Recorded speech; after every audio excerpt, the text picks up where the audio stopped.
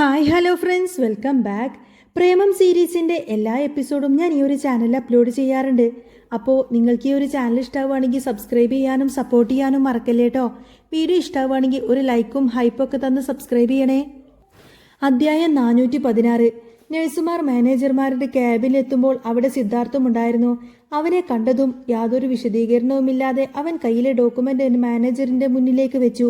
അത് അശ്വിന്റെ DNA test റിപ്പോർട്ടായിരുന്നു. അത് ഭൈരവ് തന്ന ഡോക്യുമെന്റിൽ സംശയമുള്ളത് കൊണ്ടല്ല, മറിച്ച് അശ്വിൻ തന്റെ കുഞ്ഞാണെന്ന് എല്ലാവരും അറിയണമെന്ന് ആഗ്രഹിച്ചുകൊണ്ട് തന്നെയാണ് ചെയ്തത്.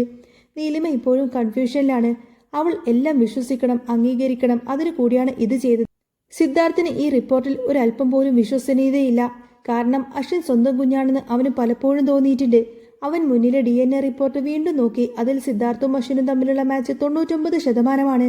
ഈ വിവരം കണ്ട് പ്രദീപ് അത്ഭുതത്തോടെ വാ പൊളിച്ചു. സിദ്ധാർത്ഥ് സർ, ഇത് കൂടുതലൊന്നും തന്നെ ചോദിക്കാൻ അയാൾക്ക് കഴിഞ്ഞില്ല. പകരം ആ റിപ്പോർട്ട് കയ്യിലെടുത്ത് സൂക്ഷ്മമായി നിരീക്ഷിച്ചു. അതിൽ ഒടുവിൽ അശ്വിൻ സ്വന്തം കുഞ്ഞാണെന്ന് തെളിയിച്ചിരിക്കുന്നു. ഇത് സത്യമാണ് മിസ്റ്റർ പ്രദീപ്. ഞാൻ അശ്വിന്റെ അച്ഛൻ തന്നെയാണ്. DNA റിപ്പോർട്ട് വെച്ച് തന്നെ കൺഫേം ആയിട്ടുണ്ട്. അതുകൊണ്ട് അച്ഛൻ്റെ സർജറിക്ക് വേണ്ട ബാക്കി ഫോർമാലിറ്റീസൊക്കെ നമുക്ക് നോക്കാം, സിദ്ധാർത്ഥ് വിശദീകരിച്ചു. ഓരോ ദിവസം കഴിയുന്തോറും അശ്വിന്റെ ആരോഗ്യനില വഷളായിക്കൊണ്ടിരിക്കുകയാണ്. ഇത്രയും നാളും ഡോണറെ കിട്ടാത്തതിന്റെ പ്രശ്നമുണ്ടായിരുന്നു. പക്ഷേ ഇപ്പോൾ അതിൻ്റെയൊന്നും ആവശ്യമില്ലല്ലോ. മാനേജർക്കും സന്തോഷമായി. കുഞ്ഞിന്റെ കാര്യത്തിൽ അയാളും ടെൻഷൻ അടിച്ചിരുന്നു. അവന് അത്രയും വലിയ അസുഖമാണെന്ന് കേട്ടപ്പോൾ തന്നെ അയാളുടെ മനസ്സ് വേദനിച്ചിരുന്നു. ഇപ്പോഴാണ് അയാൾക്ക് ഒരല്പം സമാധാനമായത്. പേടിക്കേണ്ട സർ, ഈ റിപ്പോർട്ട് നമുക്ക് ധാരാളമാണ്. അതുകൊണ്ട് വൈകാതെ അശ്വിന്റെ സർജറി ഡേറ്റ് നമുക്ക് ഫിക്സ് ചെയ്യാം, മാനേജർ പറഞ്ഞു. പിന്നെ അശ്വിൻ സാറിന്റെ കുട്ടിയാണെന്ന് കരുതിയല്ല. ഇതിപ്പോ എല്ലാവരും ഹാപ്പി ആയില്ലേ? മാഡത്തെ ഇനി ഇതിന്റെ പേരും പറഞ്ഞ് ആരും വിഷമിപ്പിക്കില്ല. നിങ്ങൾ 3 പേരും ഹാപ്പിയായി ജീവിക്കും. അയാൾ അതും കൂടി കൂട്ടിച്ചേർത്തു. സിദ്ധാർത്ഥിനെ അയാൾ കുഞ്ഞുനാൾ മുതൽ കാണാൻ തുടങ്ങിയതാണ്. അവൻ വളർന്നതും മികച്ച വിദ്യാഭ്യാസം നേടിയതും അവൻ കഷ്ടപ്പെട്ട് വിശ്വ ഗ്രൂപ്പിനെ മികച്ചതാക്കിയതും അദ്ദേഹം കണ്ടിട്ടുണ്ട്. അതുപോലെ സിദ്ധാർത്ഥിന്റെ വിഷമം നിറഞ്ഞ ജീവിത സാഹചര്യങ്ങളും അയാൾ കണ്ടിട്ടുണ്ട്. അവൻ ചെറിയൊരു കാലയളവിൽ ഒരുപാട് പ്രതിസന്ധികളിലൂടെ കടന്നു പോയിട്ടുണ്ട്. പക്ഷേ ഇപ്പോൾ എല്ലാം മാറി. അവന്റെ ജീവിതം നല്ലൊരു വഴിത്തിരിയിലേക്ക് നീങ്ങി. അതുകൊണ്ട് പ്രദീപ് സമാധാനിച്ചു. അയാളുടെ വാക്കുകൾ സിദ്ധാർത്ഥിന്റെ മനസ്സിനെയും ബാധിച്ചിരുന്നു. അവന്റെ മുഖത്ത് സന്തോഷത്തിന്റെ സൂചന നിറഞ്ഞു. പക്ഷേ പ്രദീപിന്റെ മുഖത്ത് ചെറിയൊരു ആശങ്ക നേളിച്ചു. അയാൾ എന്തോ ചിന്തിച്ചതുപോലെ തന്നെ സിദ്ധാർത്ഥിനെ നോക്കി. അല്ല സർ, ഇതിനെപ്പറ്റി നിങ്ങളുടെ പാരൻസിനെ അറിയുന്നതല്ലേ? നിങ്ങൾക്ക് ഒരു കുട്ടി ജനിച്ചു കാണാൻ അവർ ഒരുപാടധികം ആഗ്രഹിക്കുന്നുണ്ട്, അതെനിക്ക് ഉറപ്പാണ്. അപ്പൊ പിന്നെ അവർക്കൊരു കൊച്ചുമകൻ ഉണ്ട് എന്നറിഞ്ഞാൽ എന്തായിരിക്കും അവസ്ഥ? ശരിക്കും ഹാപ്പിയാവില്ലേ? പ്രദീപ് കാര്യങ്ങൾ വ്യക്തമാക്കി. പക്ഷേ അദ്ദേഹത്തെ അത്ഭുതപ്പെടുത്തിക്കൊണ്ട് സിദ്ധാർത്ഥിന്റെ മുഖമങ്ങ് ഇരുണ്ടു. അത് എന്റെ മാത്രം കാര്യമാണ്. താങ്കൾ ഇപ്പോൾ അച്ചുവിന്റെ സർജറിയുടെ കാര്യം മാത്രം ചിന്തിച്ചാൽ മതി, അവൻ ഗൗരവത്തിൽ പറഞ്ഞു. നീലിമയോടും അശ്വിനോടും ഗീതാമ്മ അത്രമാത്രം തെറ്റുകൾ ചെയ്തു കൂട്ടിയിട്ടുണ്ട്. അതോർത്തപ്പോൾ തന്നെ സിദ്ധാർത്ഥിന് കുറ്റബോധം തോന്നി. അതുകൊണ്ട് ഈ കാര്യത്തെക്കുറിച്ച് തന്റെ അച്ഛനോടും അമ്മയോടും സംസാരിക്കാൻ അവൻ താല്പര്യം തോന്നിയില്ല. പക്ഷേ അധികം താമസിയാതെ ഈ യാഥാർത്ഥ്യം അവരറിയും. അതിനെക്കുറിച്ചും സിദ്ധാർത്ഥ് ചിന്തിക്കാതിരുന്നില്ല. എന്തുകൊണ്ട് എനിക്കിത് അവരോട് നേരിട്ട് പറഞ്ഞുകൂടാ? അവൻ സ്വയം ചോദിച്ചു. അതോടെ എല്ലാ പ്രശ്നങ്ങളും അവസാനിച്ചാലോ? ഇതിനെപ്പറ്റി ആലോചിച്ച് അവൻ പ്രദീപിനോട് യാത്ര പറഞ്ഞു. ഓഫീസ് റൂമിൽ നിന്നും പുറത്തേക്കിറങ്ങി. ഏറെ നേരം സംസാരിച്ച സിദ്ധാർത്ഥ് ഇക്കാര്യത്തെക്കുറിച്ച് ചിന്തിച്ചു. പിന്നെ സിദ്ധാർത്ഥിനെ സംബന്ധിച്ച് ഇതൊരു സന്തോഷ വാർത്തയാണ്. അതുകൊണ്ട് അശ്വിന്റെ കാര്യം തന്റെ മാതാപിതാക്കളോടും മുത്തശ്ശനോടും പറയുന്നതിന് തെറ്റില്ല എന്ന് അവന് തോന്നി. എന്നാൽ ഇപ്പോൾ അവൻ ചെയ്തു തീർക്കേണ്ട അത്യാവശ്യ കാര്യങ്ങൾ വേറെയുണ്ട്. അതിനുവേണ്ടി അവൻ അശ്വിനെ കിടത്തിയ റൂമിലേക്ക് പോയി. നേരത്തെ നീലിമയും കൊണ്ടു ചെല്ലുമ്പോൾ അവൻ നല്ല ഉറക്കത്തിലായിരുന്നു. ഇപ്പോഴും അവൻ ഉണർന്നിട്ടില്ല. നീലിമയുടെ കൈക്കുള്ളിൽ അവൻ സുഖനിദ്രയിലാണ്. ഹൃദയത്തിന് കുളിര് പകരുന്ന ഈ ഒരു കാഴ്ച സിദ്ധാർത്ഥ് കുറച്ചുനേരം നോക്കി നിന്നു. അവന്റെ ഉള്ളിൽ ആർദ്രമായി തന്നെ വികാരം കൊണ്ട് സന്തുഷ്ടമായിരുന്നു. തന്നോടേറെ സാമ്യമുള്ള അശ്വിന്റെ മുഖത്തെ പറ്റിയിട്ട് അവൻ സ്വയം വിലയിരുത്തി. അച്ചു എന്റെ കുട്ടിയാണെന്ന് പണ്ടേ എനിക്ക് സംശയം തോന്നിയിരുന്നു. എന്നിട്ട് എന്തുകൊണ്ട് ഞാൻ ഈ വിഷയത്തെക്കുറിച്ച് ശരിക്കും അന്ന് അന്വേഷിക്കാഞ്ഞത്? ആ സത്യം നേരത്തെ മനസ്സിലാക്കിയിരുന്നുവെങ്കിൽ എത്ര നന്നായിരുന്നു. അങ്ങനെ ചെയ്തിരുന്നുവെങ്കിൽ നീലിമയും അച്ചുവിൻ ഒരുപാടധികം കഷ്ടപ്പാടിൽ നിന്നും രക്ഷിക്കാമായിരുന്നില്ലേ? ഇതിനെക്കുറിച്ച് ചിന്തിച്ചപ്പോൾ സിദ്ധാർത്ഥിന്റെ മനസ്സിൽ കുറ്റബോധം ശക്തിയായി. ഭാവിയിൽ അമ്മക്കും മകനും നഷ്ടപരിഹാരം പോലെ സ്നേഹം വാരിക്കോരി കൊടുക്കണമെന്ന് അവൻ മനസ്സിൽ സത്യം ചെയ്തു.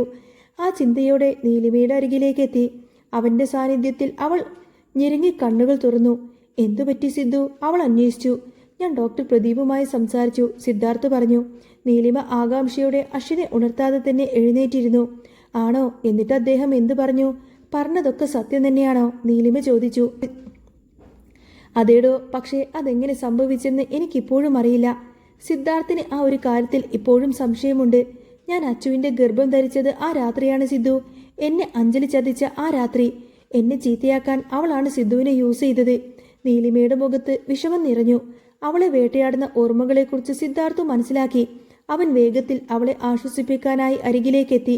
അങ്ങനെയല്ല നീലു, അവൾ എന്നെ ഉപയോഗിച്ചതല്ല. ഞാനും നിന്നെ പോലെ പെട്ടതാണ്. ഞാൻ അന്ന് ആ ഹോട്ടലിൽ ഒരു ബിസിനസ് മീറ്റിങ്ങിനായി പോയതാ. പക്ഷേ എന്നെ ചതിക്കാൻ വേണ്ടിയിട്ട് ആരോ കഴിച്ച മദ്യത്തിൽ ഡ്രഗ്സ് കൂട്ടിച്ചേർത്തു. അന്ന് നടന്നതൊന്നും തന്നെ എനിക്ക് ഓർമ്മയില്ലാതെയാണ്. പിറ്റേ ദിവസം എഴുന്നേറ്റപ്പോഴാണ്. പക്ഷേ സുന്ദരിയായ ഒരു സ്ത്രീയുടെ അവ്യക്തമായ ചിത്രം എനിക്കിപ്പോഴും ഓർമ്മയുണ്ട്. സിദ്ധാർത്ഥ് അന്നത്തെ ആ ഒരു കാര്യം വിശദീകരിച്ചു. നീലിമയുടെ കണ്ണുകൾ വിടർന്നു. സിദ്ധാർത്ഥ് പറഞ്ഞത് അവൾക്ക് വിശ്വസിക്കാനായില്ല. എന്തിനാ ഇതൊക്കെ എൻ്റെ അടുത്ത് നിന്നും ഒളിപ്പിച്ചു വെച്ചത്? നീലിമ ചോദിച്ചു. എടോ, മനഃപൂർവ്വമല്ല. ഇതൊക്കെ യാദൃശ്ചികമായി നടന്ന കാര്യങ്ങളല്ലേ. അച്ചുവിൻ്റെ കാര്യത്തിൽ എനിക്കിപ്പോഴും പലപ്പോഴും സംശയം തോന്നിയിട്ടുണ്ട്. അവൻ എൻ്റെ മുഖച്ഛായല്ലേ എന്ന് പലപ്പോഴും ഞാൻ ചിന്തിച്ചിട്ടുണ്ട്. പക്ഷേ അന്നത്തെ സംഭവം നടന്നത് 9 മാസം കഴിയും മുൻപേ തന്നെ അച്ചു ജനിച്ചില്ലേ? അങ്ങനെയൊക്കെയാണല്ലോ അവൻ്റെ ഡേറ്റ് ഓഫ് ബർത്ത്. അപ്പോൾ പിന്നെ എനിക്ക് സംശയമായി. പിന്നെ കഴിഞ്ഞ കാര്യങ്ങളെക്കുറിച്ച് പറഞ്ഞ് നിങ്ങളെ വേദനിപ്പിക്കരുതെന്ന് ഞാൻ കരുതിയിരുന്നു. സത്യം, ഞാൻ നിന്നെ ഒരിക്കലും വേദനിപ്പിക്കാൻ ആഗ്രഹിച്ചിട്ടില്ല. സിദ്ധാർത്ഥ് തൻ്റെ ഭാഗം ന്യായീകരിച്ചു. നീലിമയും ആ വാക്കുകൾ ഉൾക്കൊണ്ടിരുന്നു. അച്ചു മാസം എത്തും മുൻപേ പ്രസവിച്ച കുട്ടിയാ സിദ്ധു. പ്രഗ്നൻസിയിൽ എൻ്റെ ഹെൽത്ത് കണ്ടീഷൻ ഒട്ടും നല്ലതായിരുന്നില്ല. അത് പറഞ്ഞ് അവൾ സിദ്ധാർത്ഥിന്റെ കവിളിലൊന്ന് തൊട്ടു. സിദ്ധാർത്ഥ് തന്നെയാണ് അച്ചുവിൻ്റെ അച്ഛനെന്ന് എനിക്ക് ഉറപ്പാണ്, നീലിമ പറഞ്ഞു. അത് കേട്ടപ്പോൾ സിദ്ധാർത്ഥ് അവളെ ആലിംഗനം ചെയ്തു. പരസ്പരം ചൂട് പകർന്ന് അവർ അങ്ങനെ കുറേ നേരം ഇരുന്നു. പതിയെ രാത്രിയായി. നീലിമയുടെ അരികിൽ കിടക്കുന്നതിന് മുൻപേ തന്നെ സിദ്ധാർത്ഥ് ഒന്ന് ഫ്രഷായി. എന്നിട്ട് അശ്വിൻ്റെയും നീലിമയുടെയും ഇടയിലങ്ങ് കയറി കടന്നു. ഒപ്പം ഇരുവരെയും സൗമ്യമായി തൻ്റെ കൈക്കുള്ളിലങ്ങ് പൊതിഞ്ഞു. എന്നിട്ട് ഇതുവരെ അനുഭവിച്ചിട്ടില്ലാത്ത അത്രയും അധികം ശാന്തത അവൻ്റെ മനസ്സിൽ തോന്നുന്നുണ്ടായിരുന്നു. നീലിമക്ക് മാത്രം നൽകാൻ കഴിയുന്ന ഒന്നായിരുന്നു അത്.